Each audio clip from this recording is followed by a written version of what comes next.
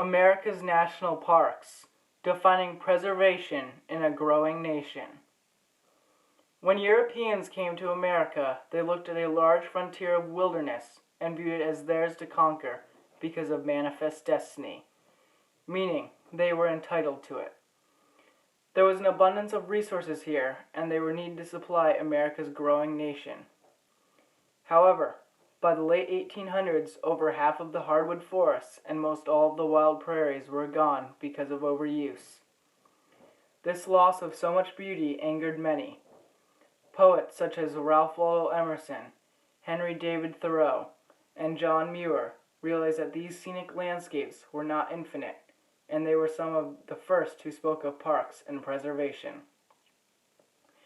John Muir said, "Everybody needs beauty as well as bread, places to play in and pray in, where nature may heal and give strength to body and soul alike."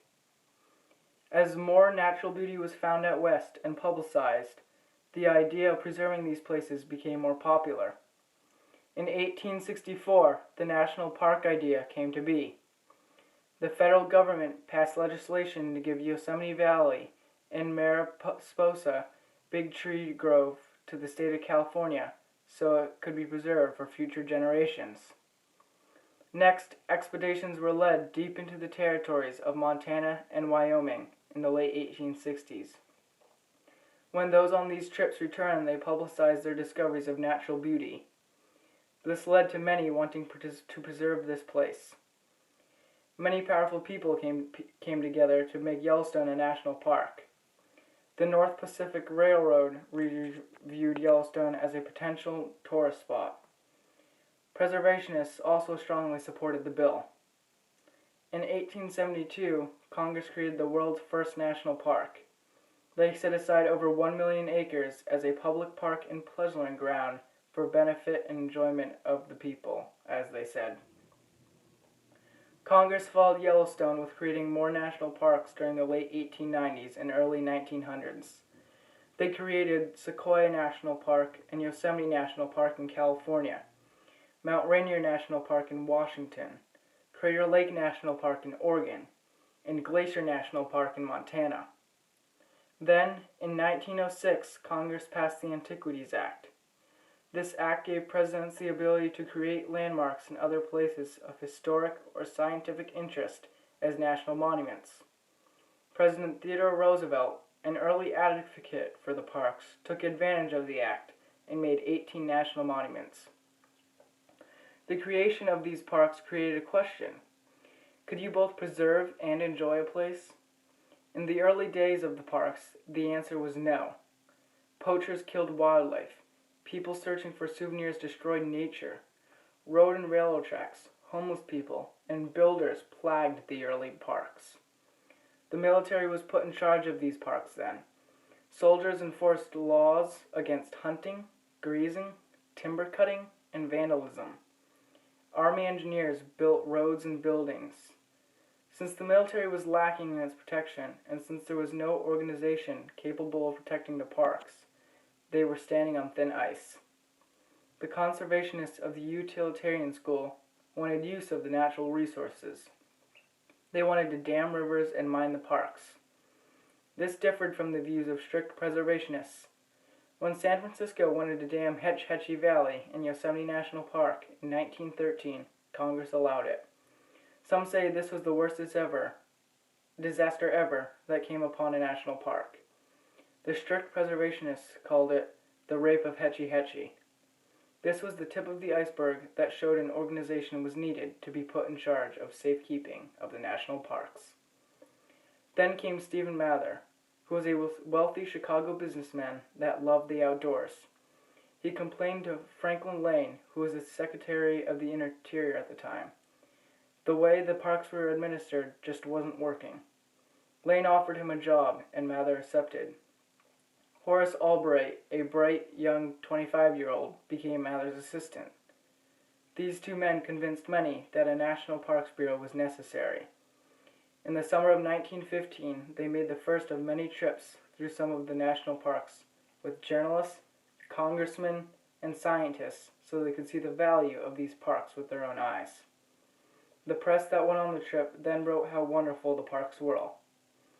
Gilbert Grosvenor of the National Geographic Society made the entire April 1916 issue about the parks. Congress also responded to the trip, and shortly thereafter, President Woodrow Wilson signed the law creating the National Park Service on August 25, 1916. Mather was made the first director of the National Park Service, and Albright became assistant director as well. However, Mather was soon hospitalized for his depression, which he battled through the years. This left Albright in charge to organize the new organization and attract visitors. During the early years of the service, the goal was to get people to the parks. This led to questionable policies. Bears were fed garbage as entertainment. Predators were killed so visitors could see more popular animals such as deer and elk. Mountain lakes were stocked with exotic German brown trout for fishermen. No one thought of there being negative consequences. After all, words such as biosphere and ecosystem hadn't even been words yet. Through the 1920s, the National Park Service was mainly in the West. In the early 1930s, Albright decided that the parks must be in the West as well. So the service wanted to preserve historic sites and memorials. In 1933, Franklin Roosevelt signed an executive order that made this a reality. Then the Great Depression hit, and Roosevelt gave people work by having to build new roads, trails, and buildings throughout the parks.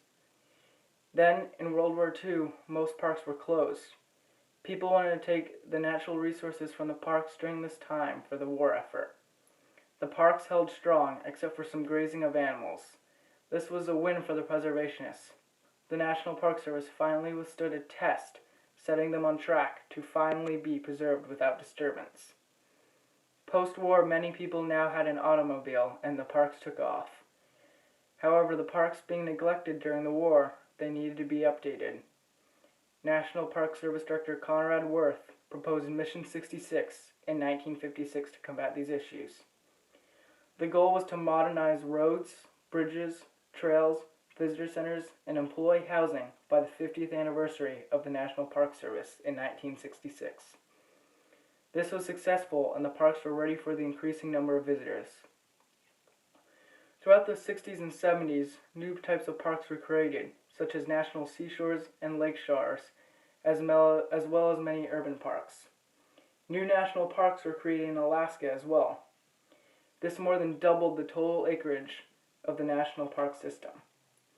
Since the National Park Service had been continuing to reserve land for generations to come, this was a truly American idea and has reached all inhabited continents around the world.